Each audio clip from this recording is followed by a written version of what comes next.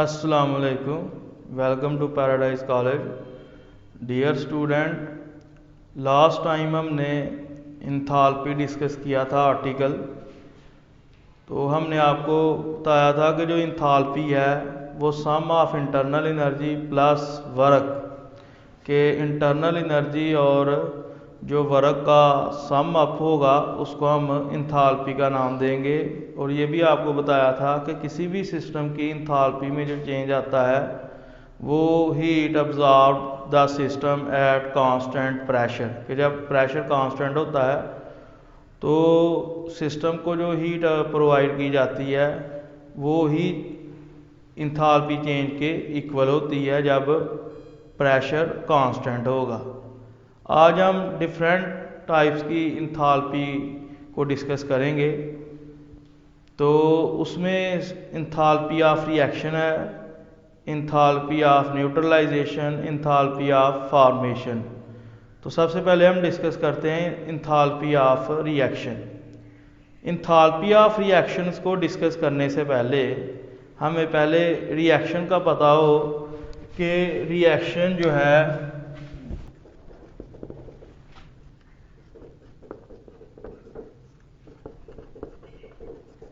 Reaction की two types हैं, exothermic reactions और second endothermic reactions. Exothermic reactions ऐसे रिएक्शन जिसमें जब रिएक्टेंट प्रोडक्ट में कन्वर्ट होता है तो एनर्जी रिलीज होती है इन फॉर्म ऑफ हीट। और जब एंडोथर्मिक रिएक्शन टेक प्लेस होता है तो उस केस में जब रिएक्टेंट प्रोडक्ट में कन्वर्ट होते हैं तो एनर्जी अब्जॉर्ब होती है।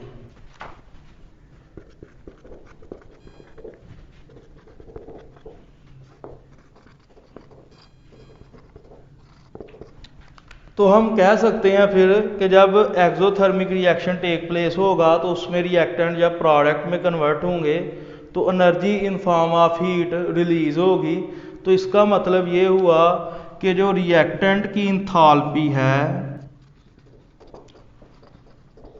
वो प्रोडक्ट की इंथाल्पी से ग्रेटर होती है। अगर हम इसको एक ग्राफ पर ड्रा करें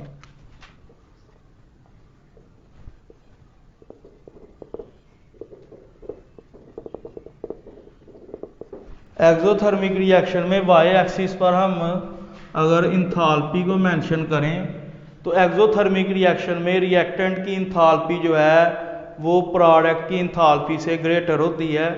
और अगर इसकी इंथाल्पी को मैं रिप्रेजेंट कर दूं H1 से और इसकी इंथाल्पी को रिप्रेजेंट कर दूं H2 से, तो इसका मतलब क्या हुआ, ग्राफ हमें बता रहा है कि रिएक्टेंट की इंथाल्पी प्रोडक्ट की इंथाल्पी से ग्रेटर है। अगर रिएक्टेंट ने प्रोडक्ट में कन्वर्ट होना है, अगर रिएक्टेंट ने प्रोडक्ट में कन्वर्ट होना है तो इसमें जो है वो रिएक्टेंट को एनर्जी रिलीज करना पड़ेगी। तो यही वजह है कि इसमें जो चेंज इन इंथाल्पी आता है वो H2 minus H1 mean negative, कि इसका जो इंथाल्पी चेंज होगा एक्सोथर्मिक रिएक्शन केस में वो नेगेटिव होगा। क्यों? क्योंकि रिएक्टेंट की जो इंथाल्पी है वो प्रोडक्ट की इंथाल्पी से ग्रेटर होने की वजह से जो हीट है, रिएक्टेंट जो है वो प्रोडक्ट में जब कन्वर्ट होंगे तो हीट जो है वो रिलीज करेंगे। तो रिलीजिंग हीट को हम नेगेटिव साइन से रिप्रेजेंट करते हैं। तो अगर रिएक्टेंट ने प्रोडक्ट में कन्वर्ट होना है तो इसका मतलब क्या होगा कि रिएक्टेंट को एनर्जी रिलीज करना पड़ेगी। और यही वजह है कि इसकी इंथाल्पी चेंज जो है वो नेगेटिव साइन में आएगी। अगर हम एंडोथर्मिक रिएक्शंस की बात करें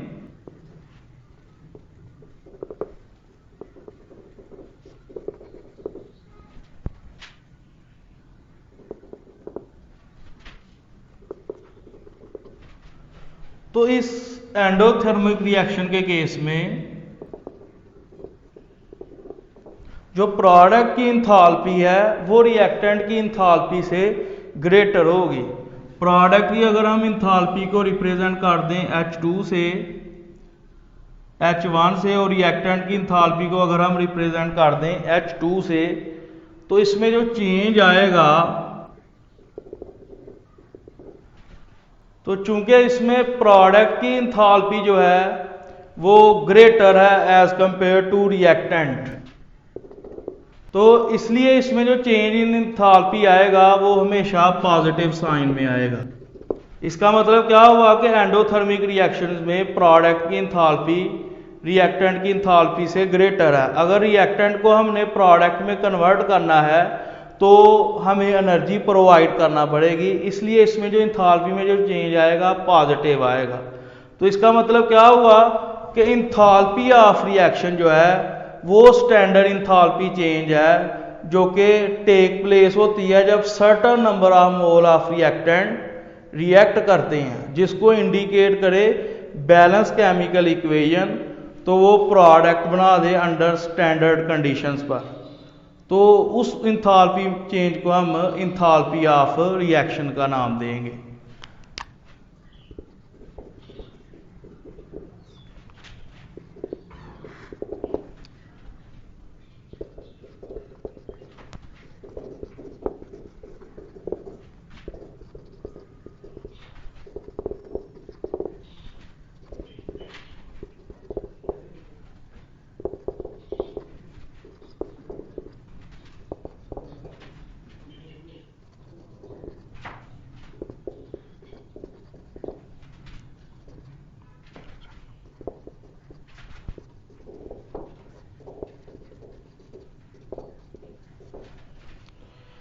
तो स्टैंडर्ड इंथाल्पी ऑफ रिएक्शंस, उस इंथाल्पी चेंज को हम कहते हैं कि जब बैलेंस केमिकल इक्वेशन में चंद रिएक्टेंट के नंबर ऑफ मोल रिएक्ट करें और प्रोडक्ट बना दें, तो प्रोडक्ट बनने के दौरान जो इंथाल्पी में चेंज आएगा उसको हम इंथाल्पी ऑफ रिएक्शंस का नाम देंगे। और इसके लिए कंडीशंस क्या होंगी? Standard condition. स्टैंडर्ड कंडीशन जिसमें टेम्परेचर 25 डिग्री, या इसको अगर हम केल्विन में मेजर करें तो 298 केल्विन, और प्रेशर 180 एम, कि प्रेशर की वैल्यू 180 एम हो और टेम्परेचर अगर सिस्टम का 25 डिग्री या 298 केल्विन मेजर मेंशन किया जाए, तो उस केस में जो इंथाल्पी में जो चेंज आता है उसको हम इंथाल्पी ऑफ रिएक्शंस का नाम देते हैं। अब हम इसको एक एग्जांपल से जो है वो एक्सप्लेन करेंगे।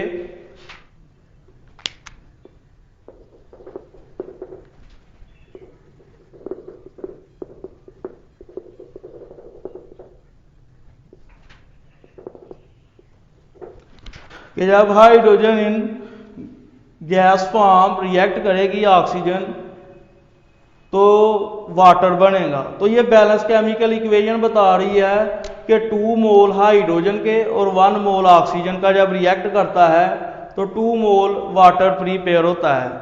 अब इस 2 मोल वाटर प्रीपेयर होने के दौरान जो एनर्जी रिलीज होगी वो -285.8 किलो जॉल पर मोल।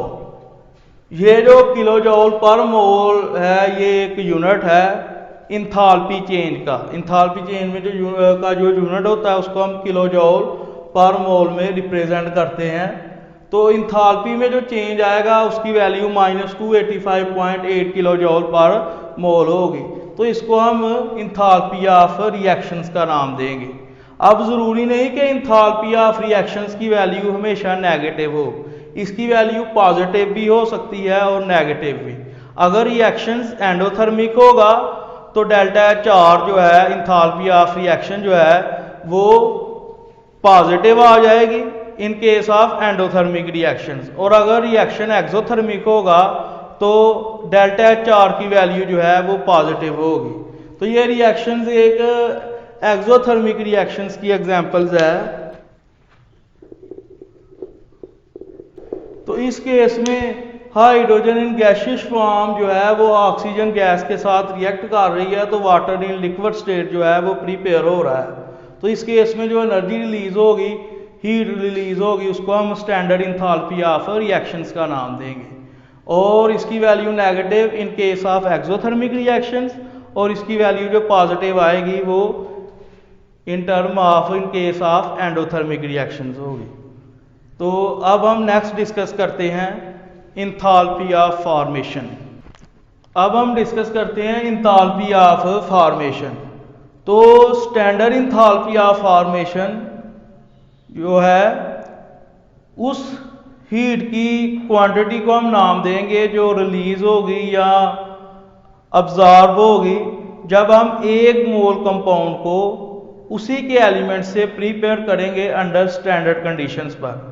स्टैंडर्ड कंडीशन पर जब हम 1 मोल कंपाउंड को उसी के एलिमेंट से प्रीपेयर करते हैं तो जो क्वांटिटी ऑफ हीट अब्जॉर्ब होती है या इवॉल्व रिलीज होगी उसको हम स्टैंडर्ड इंथाल्पी ऑफ फॉर्मेशंस का नाम देंगे। इसको रिप्रेजेंट किया जाता है डेल्टा HF नॉट से।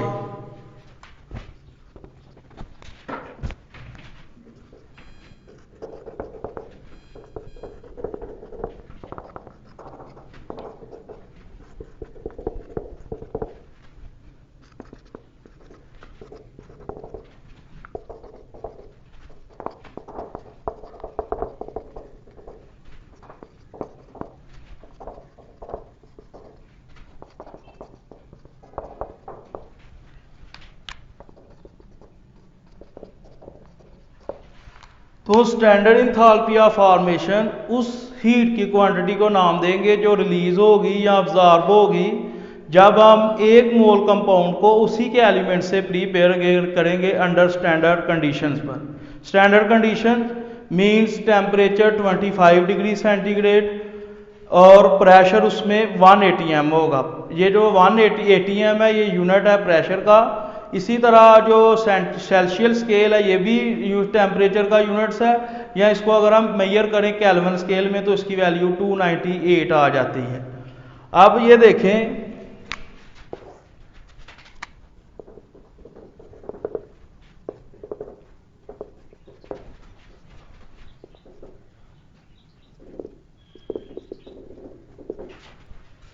हमने 1 मोल मैग्नीशियम ऑक्साइड को मैग्नीशियम एलिमेंट और ऑक्सीजन से प्रीपेयर किया तो जो हीट रिलीज हुई -692 किलो जूल पर मोल, तो इसको हम स्टैंडर्ड इंथाल्पी ऑफ फॉर्मेशन का नाम देंगे। अब मोल जो है, मोल कहते हैं किसी भी एटॉमिक एटम्स की जो एटॉमिक मास अगर हम उसको ग्राम में एक्सप्रेस कर दें या किसी मालिकुलर मास को अगर हम ग्राम में एक्सप्रेस कर दें तो वो सिंपली मोल बन जाता है। और मोल के बारे में आप प्रीवियस क्लासेस में डिटेल से डिस्कस कर चुके हैं कि किसी भी कंपाउंड का 1 मोल जो है वो उसके एवोगैड्रो नंबर पार्टिकल्स पर मुश्तमिल है। अगर फॉर एग्जांपल ये मेरे पास 1 मोल ऑफ मैग्नीशियम ऑक्साइड है तो ये बेसिकली इक्वल होगा 6.02 × 10⁻23, यानी कि इसमें मैग्नीशियम ऑक्साइड के इतने पार्टिकल जो हैं वो मौजूद हैं कि किसी भी कंपाउंड का जो 1 मोल है वो बेसिकली एवोगैड्रो नंबर के इक्वल है, यानी कि उसमें एवोगैड्रो नंबर पार्टिकल्स मौजूद। इसी तरह अगर हम कार्बन को रिएक्ट करवाएं ऑक्सीजन के साथ तो कार्बन डाइऑक्साइड गैस बनती है, और कार्बन डाइऑक्साइड की फॉर्मेशन के दौरान -393.7 kilo joule mole energy release होगी। तो यही इस रिएक्शन की स्टैंडर्ड इंथाल्पी ऑफ फॉर्मेशन कहलाएगी कि अगर हम कार्बन का ऑक्सीजन के साथ रिएक्ट करवाएं तो 1 मोल जो है वो कार्बन डाइऑक्साइड बनेगी, और 1 मोल जो है कार्बन डाइऑक्साइड का वो इक्वल होगा एवोगैड्रो नंबर के, यानी कि इसमें एवोगैड्रो नंबर जो है वो कार्बन डाइऑक्साइड के मॉलिक्यूल बनाने के लिए इतनी एनर्जी जो है वो रिलीज होगी, और यही स्टैंडर्ड इंथाल्पी ऑफ फॉर्मेशंस कहलाएगी। इसी तरह नेक्स्ट इंथाल्पी है इंथाल्पी ऑफ एटमाइजेशंस।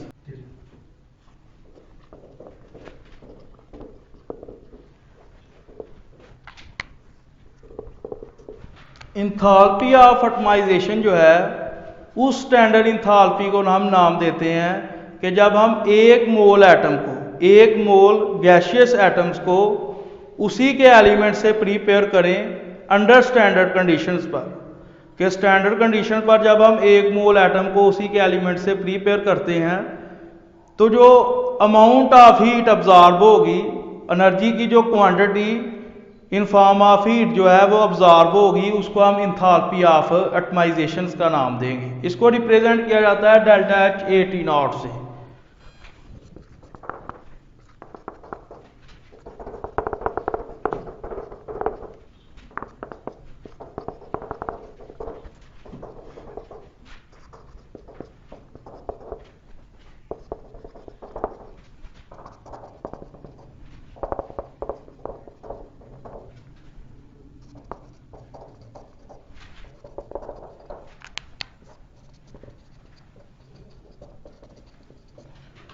स्टैंडर्ड कंडीशन का मतलब है कि हमने सिस्टम्स पर टेम्परेचर जो है वो 25 डिग्री सेंटीग्रेड मेंशन कर देना है और प्रेशर जो है वो 1 atm।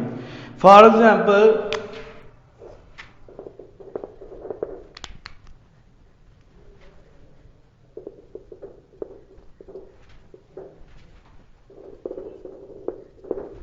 कि 1 मोल हमने गैसियस एलिमेंट जो है वो इस गैसियस एटम जो है वो इसके एलिमेंट से प्रिपेयर किया। हाइड्रोजन एटम जो है वो 1 मोल हमने हाइड्रोजन एटम को गैसियस फेज में उसी के एलिमेंट से प्रिपेयर किया, तो इतनी एनर्जी जो है वो अब्जॉर्ब हुई। तो अब्जॉर्प्शन के नतीजे में ये रिएक्शन हो जाएगा एंडोथर्मिक, और इस इंथाल्पी में जो चेंज आएगा that is enthalpy of atomization. और जो इसका 1 मोल होगा उसमें कितने गैसियस एटम्स प्रेजेंट होंगे, और ये हमने रिलेशन प्रीवियस क्लासेस में डिस्कस किया हुआ है कि किसी भी कंपाउंड का जो 1 मोल है या किसी भी एटम्स का जो 1 मोल्स है उसमें कितने पार्टिकल्स होंगे एवोगैड्रो नंबर के इक्वल्स। और इस इंथाल्पी को हम इंथाल्पी ऑफ एटमाइजेशन का नाम देंगे। और स्टैंडर्ड कंडीशन से क्या मुराद है कि जब आपने 1 मोल गैसियस हाइड्रोजन को हाइड्रोजन एलिमेंट से प्रिपेयर किया, तो इस रिएक्शंस के दौरान जो आपने system everything which is under test और ऑब्जर्वेशंस, तो इस सिस्टम का जो कि ये रिएक्शन एक सिस्टम का है, इस सिस्टम का आपने टेम्परेचर 25 डिग्री सेंटीग्रेड मेंशन कर देना है और प्रेशर जो है वो 1 atm, कि इस पर प्रेशर जो है उसकी वैल्यू 1 atm हो और जो टेम्परेचर है वो 25 डिग्री सेंटीग्रेड हो। फिर जो इंथाल्पी में जो चेंज आएगा उसको हम इंथाल्पी ऑफ एटमाइजेशन का नाम देंगे या स्टैंडर्ड इंथाल्पी ऑफ एटमाइजेशन का नाम देंगे। अब हम डिस्कस करेंगे इंथाल्पी ऑफ न्यूट्रलाइजेशन को। इंथाल्पी ऑफ न्यूट्रलाइजेशन को रिप्रेजेंट किया जाता है डेल्टा एच नॉट से। इंथाल्पी ऑफ न्यूट्रलाइजेशन बेसिकली उस स्टैंडर्ड इंथाल्पी चेंज को हम नाम देते हैं कि जब 1 मोल हाइड्रोजन आयन जो कि कहाँ से आएगा, एसिड से। आपने एसिड बेस के कंसेप्ट पढ़े होंगे कि एसिड ऐसी स्पीशीज जो प्रोटॉन डोनेट करे और बेस ऐसी स्पीशीज जो हाइड्रो ऑक्सल आयंस थे। तो standard enthalpy of neutralization is defined as amount of heat evolve when 1 mole of H positive ion from acids react 1 mole of hydroxyl ions coming from the base under standard conditions। Standard condition पर 1 मोल H positive ion जो कहां से आएगा, acid से, जो react करेगा 1 मोल hydroxyl ion से जो कि कहां से आएंगे, बेस से। स्टैंडर्ड कंडीशंस पर तो रिएक्ट करके जो वाटर बनाएंगे उस केस में जो हीट की क्वांटिटी रिलीज होगी उसको हम इंथाल्पी ऑफ न्यूट्रलाइजेशन का नाम देंगे।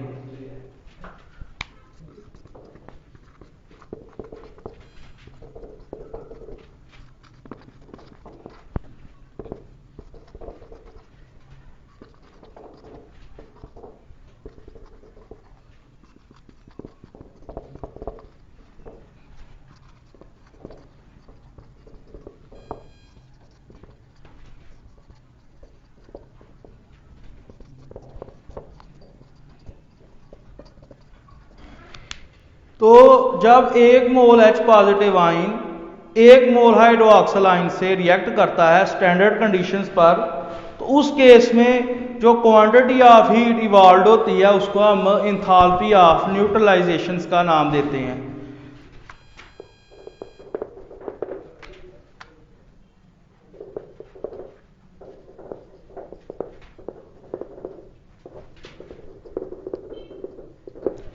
तो HCl को अगर हम एक्वस फेज में ले लें, एक्वस से मुराद के इसको अगर वाटर में डिजॉल्व कर दें और सोडियम हाइड्रोक्साइड को भी अगर हम वाटर में डिजॉल्व कर दें तो सोडियम क्लोराइड और वाटर बन जाएगा।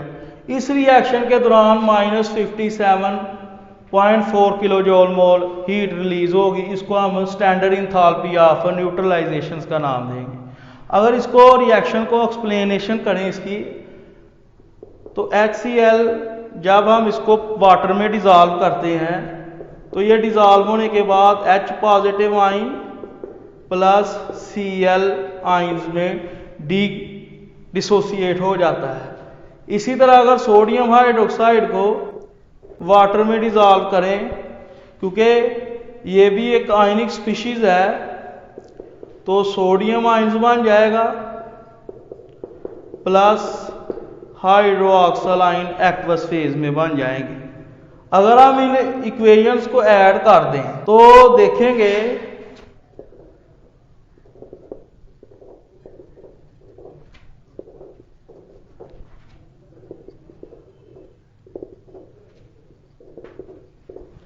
तो इसमें ये जो है सोडियम आइंस और क्लोराइड आइन ये स्पेक्टेटर आइंस का काम कर रहे हैं। स्पेक्टेटर आइंस ऐसे आइन जो सोल्यूशन में एज एट प्रेजेंट रहें लेकिन रिएक्शंस में इन्वॉल्व ना हो। तो ये सोडियम आइंस इस सोडियम आइन से कैंसिल हो जाएगा, ये क्लोराइड आइन इस क्लोराइड आइन से कैंसिल हो जाएगा। तो सिंपली इस रिएक्शन में कॉम्बिनेशन सिर्फ किसकी हुई, H पॉजिटिव आइन की और OH आइन की। तो इसलिए ये क्या बनाएंगे, वाटर बनाएंगे और इस केस में -57.4 kilo joule mole energy release होगी। कब, जब इस सिस्टम के ऊपर या इस रिएक्शंस पर अगर हम कंडीशन मेंशन करेंगे, टेम्परेचर 25 डिग्री सेंटीग्रेड और प्रेशर जो है वो 1 atm, कि जब ये रिएक्शन टेक प्लेस होगा उस केस में टेम्परेचर की वैल्यू अगर 25 है और प्रेशर की वैल्यू 1 atm है, तो इस केस में जो इंथैल्पी में जो चेंज आएगा that is called enthalpy of neutralization. उसको हम इंथैल्पी ऑफ न्यूट्रलाइजेशन का नाम देंगे और इसकी वैल्यू -57.4 होगी। इसका मतलब ये हुआ कि ये रिएक्शन जो है एक्सोथर्मिक है। अब किसी भी स्ट्रांग एसिड की स्ट्रांग बेस के साथ जो इंथैल्पी ऑफ न्यूट्रलाइजेशन होगी उसकी वैल्यू हमेशा -57.4 किलो जूल मोल ही आएगी। बेशक आप H2SO4 प्लस पोटाशियम हाइड्रोक्साइड, ये भी स्ट्रांग एसिड है और ये स्ट्रांग बेस, तो इस केस में पोटाशियम सल्फेट बन जाएगा और साथ वाटर। इस केस में भी डेल्टा HN की वैल्यू जो है वो -57.4 किलो जूल पर मोल जो है वो अपीयर होगी। तो इसका मतलब क्या हुआ कि किसी भी स्ट्रांग एसिड को स्ट्रांग बेस के साथ न्यूट्रलाइज करवाएं तो इंथैल्पी ऑफ न्यूट्रलाइजेशन की वैल्यू हमेशा -57.4 किलो जूल पर मोल आती है। ये एसिड की नेचर और बेस की नेचर पर सिर्फ और सिर्फ स्ट्रेंथ के लिहाज से डिपेंड करते हैं। अब इस केस में भी HCl और सोडियम हाइड्रोक्साइड दोनों स्ट्रांग एसिड और बेस हैं। इस केस में भी -57.4 वैल्यू आई, इस केस में भी -57.4 वैल्यू आई। तो इसका मतलब क्या हुआ कि इस रिएक्शन में सिर्फ कॉम्बिनेशन होना होता है H पॉजिटिव आयन और OH आयन का, जो कि क्वांटिटी में 1 मोल होंगे। तो इसको हम इंथैल्पी ऑफ न्यूट्रलाइजेशन का नाम देंगे। Standard enthalpy of combustion. Combustion से मुराद के किसी भी सब्सटेंस को in the presence of oxygen burn करना, कि ऑक्सीजन की मौजूदगी में किसी भी सब्सटेंस को जलाने के अमल को हम कंबंशन का नाम देते हैं। तो standard enthalpy of combustion is the amount of heat evolve, कि हरारत की वो मकदार जो खारिज होगी जब 1 मोल सब्सटेंस को एक्सेस ऑफ ऑक्सीजन में हम बर्न करेंगे, जलाएंगे। तो जो हरारत की मकदार खारिज होगी उसको हम इंथाल्पी ऑफ कंबंशन का नाम देंगे अंडर स्टैंडर्ड कंडीशन पर, कि जब सब्सटेंस को बर्न किया जाता है तो उस केस में जो कंडीशंस हैं वो स्टैंडर्ड मेंटेन की जाती हैं। स्टैंडर्ड कंडीशन से क्या हमारा, जब आप सब्सटेंस को बर्न करेंगे उस केस में जो टेम्परेचर होगा सिस्टम का वो 25 डिग्री सेंटीग्रेड, या इसको अगर केल्विन में लिखेंगे तो 298 केल्विन, यानी कि 25 में 273 केल्विन ऐड किए जाएं तो तब 298 केल्विन आएगा। ये सेंटीग्रेड और टेम्परेचर में दरमियान रिलेशंस है। इसी तरह जो प्रेशर है सिस्टम का वो 1 atm मेंटेन करना पड़ेगा, तब जो है वो इंथाल्पी में जो चेंज आएगा उसको हम इंथाल्पी ऑफ कंबंशन का नाम देंगे।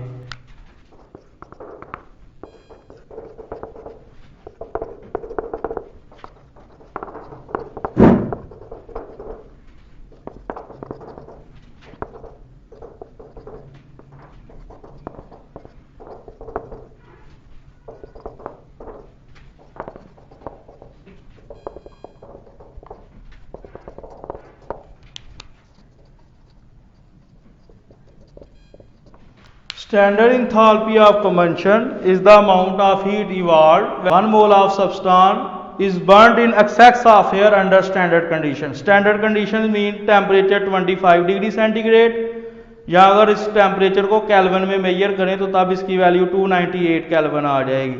अब सब्सटेंस जो वर्ड है ये आप प्रीवियस क्लास में डिस्कस कर सकते, सब्सटेंस को आपने प्रीवियस क्लासेस में डिस्कस किया हुआ है कि प्योरेस्ट फॉर्म ऑफ मैटर, के मादे की जो खालस तरीन हालत है उसको हम सब्सटेंस का नाम देते हैं। अब सब्सटेंस जो है वो एलिमेंट की फॉर्म में भी हो सकता है, कंपाउंड की फॉर्म में भी, या मॉलिक्यूल की फॉर्म में भी, या फार्मूला मास की फॉर्म में, या आयनिक कंपाउंड की फॉर्म में। आयनिक कंपाउंड और फार्मूला मास को सेम ही है, तो अगर ये कोवलेंट होगा तो इसका मॉलिक्यूलर मास जो है वो हम ग्राम में एक्सप्रेस करेंगे तो हमारे पास जो है वो 1 मोल आ जाएगा। किसी भी सब्सटेंस का मास जो है वो ग्राम में एक्सप्रेस करने से वो इक्वल हो जाता है 1 मोल के। और ये आप जो है वो प्रीवियस क्लासेस में मोल और एवोगैड्रो नंबर के दरमियान जो रिलेशन है वो डिटेल से डिस्कस कर चुके हैं।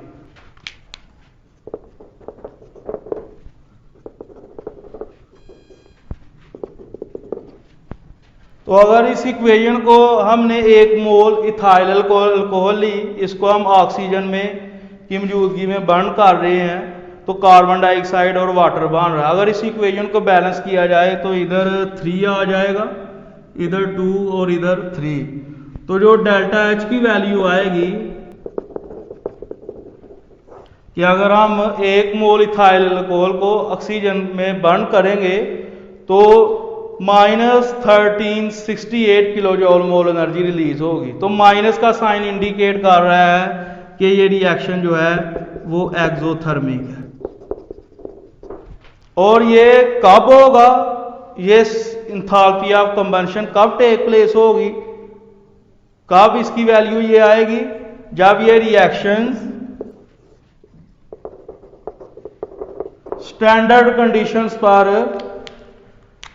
टेक प्लेस होगा। स्टैंडर्ड कंडीशन जब इस रिएक्शन का टेम्परेचर मेंटेन किया जाएगा 25 डिग्री सेंटीग्रेड और प्रेशर जो है वो 1 atm, जो अब इस रिएक्शन का प्रेशर मेंटेन किया जाएगा तब इतनी हीट जो है वो रिलीज होगी। और इसी हीट को हम इंथाल्पी ऑफ कंबंशन का नाम देंगे कि आप 1 मोल सब्सटेंस को एक्सेस ऑफ एयर में बर्न करते हैं तो जो हीट क्वांटिटी रिलीज होती है, क्वांटिटी ऑफ हीट रिलीज होती है, उसको हम इंथाल्पी ऑफ कंबंशन का नाम देते हैं अंडर स्टैंडर्ड कंडीशंस पर। स्टैंडर्ड कंडीशन से मुराद कि जब ये रिएक्शन टेक प्लेस होगा तो सिस्टम या रिएक्शन का टेम्परेचर 25 और प्रेशर जो है वो 1 atm हो, इसको हम इंथाल्पी ऑफ कंबंशन का नाम देंगे। अब हम डिस्कस करते हैं इंथाल्पी ऑफ सॉल्यूशंस को। तो इंथाल्पी ऑफ सॉल्यूशन को रिप्रेजेंट किया जाता है डेल्टा HS नॉट से। डेल्टा HS नॉट से इस इंथाल्पी को हम रिप्रेजेंट करते हैं। पहले तो हम इसको इंथाल्पी को पढ़ने से पहले हमें सॉल्यूशन के बारे में आइडिया होना चाहिए। सॉल्यूशंस क्या होता है? सॉल्यूशन जो है वो एक होमोजीनियस मिक्सचर है 2 कंपोनेंट्स का। 2 कंपोनेंट्स में one is solute and second is solvent. Solute वो चीज़ जो मकदार में कम हो और सॉल्वेंट वो चीज़ जो मकदार में ज़्यादा हो। तो सोल्यूशन जो है वो होमोजीनियस मिक्सचर है टू कंपोनेंट का, one component is solute and second is solvent. Which component present in excess amount is known as solvent and which component present in lesser amount is known as solute। तो solution बनाने के दौरान जो enthalpy में जो change आएगा उस enthalpy को हम स्टैंडर्ड इंथाल्पी ऑफ सॉल्यूशंस का नाम देंगे। और ये जो चेंज है ये तब ही मेजर किया जा सकता है जब सॉल्यूशन एक लिमिट के अंदर जो है वो डाइल्यूट किया जाए। डाइल्यूशन से मुराद है पतला करना, यानी कि उसमें अगर आप सॉल्वेंट की क्वांटिटी जो है वो इन्हांस करते जाते हैं और इतनी कर देते हैं कि आप सॉल्यूशन बनाने के बाद भी आपको कोई हीट में जो है वो चेंज जो है वो रिप्रेजेंट ना हो या आप उसको डिटेक्ट ना कर सकें, तो इसको फिर ये जो है वो सॉल्यूशन जो है फिर इस पर स्टैंडर्ड इंथाल्पी ऑफ सॉल्यूशंस को हम अप्लाई नहीं कर सकते। ये उसी सॉल्यूशंस की होगी जिसमें सॉल्वेंट की इतनी डाइल्यूशन या सॉल्यूशन की इतनी डाइल्यूशन की जाए कि उसमें जो डाइल्यूशन करने के बाद आप हीट चेंज को डिटेक्ट कर सकें, तो इसको हम स्टैंडर्ड इंथाल्पी ऑफ सॉल्यूशंस का नाम देते हैं।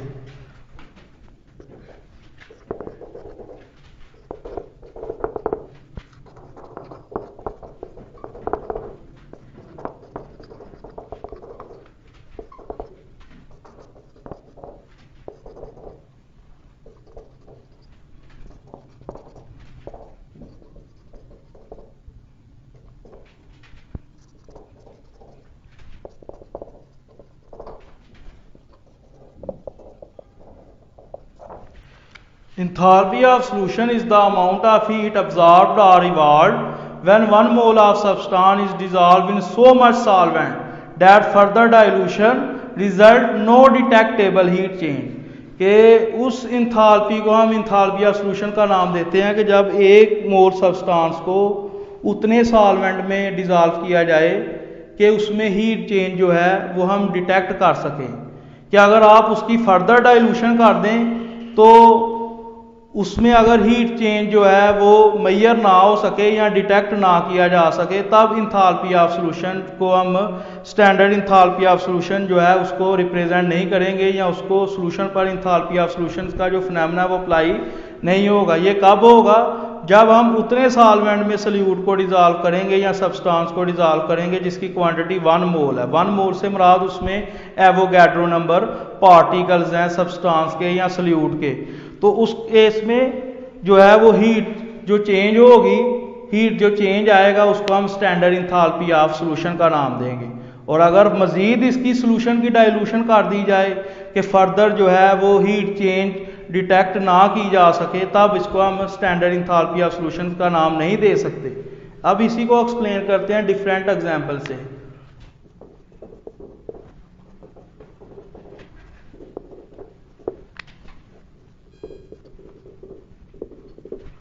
अगर हम 1 मोल ऑफ अमोनियम क्लोराइड को डिजॉल्व करेंगे वाटर में, तो इधर अमोनियम क्लोराइड जो है वो एक सिस्टम है और ये वाटर जो है ये सराउंडिंग है। तो हम देखते हैं कि जो डेल्टा HS0 आता है वो +16.2 किलो जूल पर मोल आता है। तो इसका मतलब क्या हुआ? ये प्लस का साइन शो कर रहा है कि ये जो रिएक्शंस है ये एंडोथर्मिक रिएक्शन है। और यही वजह है कि after dissolution of ammonium chloride in water, इस वाटर का जो टेम्परेचर है वो डिक्रीज हो जाता है। इसका मतलब क्या हुआ? सराउंडिंग से हीट जो है वो ट्रांसफर होती है सिस्टम की तरफ, और इसमें सिस्टम हमारा क्या है? Ammonium chloride. और इस केस में जो इंथाल्पी में जो चेंज आता है वो 16.2 किलो जूल पर मोल। इसका मतलब ये हुआ कि dissolution of ammonium chloride in water is endothermic process. और इसी वजह से जो वाटर इधर सराउंडिंग का काम कर रहा है उसका टेम्परेचर जो है वो डिक्रीज हो जाएगा। और ये जो इंथाल्पी में जो चेंज आएगा इसको हम इंथाल्पी ऑफ सॉल्यूशंस का नाम देंगे। कि आप इसको अगर एक्सप्लेन करें तो ये एक अगर हम बीकर ले लें, इसमें हमने वाटर ऐड किया हुआ है और इसमें क्या डाल दें, अमोनियम क्लोराइड। अमोनियम क्लोराइड का 1 मोल डाल दें। 1 मोल कब आएगा, जब हम इसकी आयनिक मास को या फार्मूला मास को जो है वो ग्राम में एक्सप्रेस करेंगे। और इसके 1 मोल में, तो अगर हम 1 मोल ऑफ अमोनियम क्लोराइड को, जो कि जिसमें इतने पार्टिकल्स होते हैं, अगर उसको वाटर में डिजॉल्व किया जाए तो water act as the surrounding.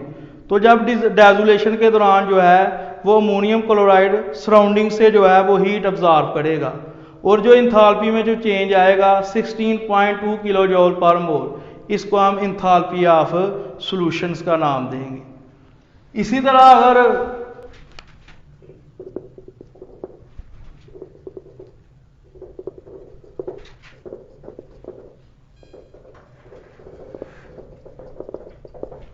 अगर हम 1 मोल सोडियम कार्बोनेट को वाटर में डिजॉल्व करें तो इतनी एनर्जी जो है 25.0 kilo joule mole energy release होगी।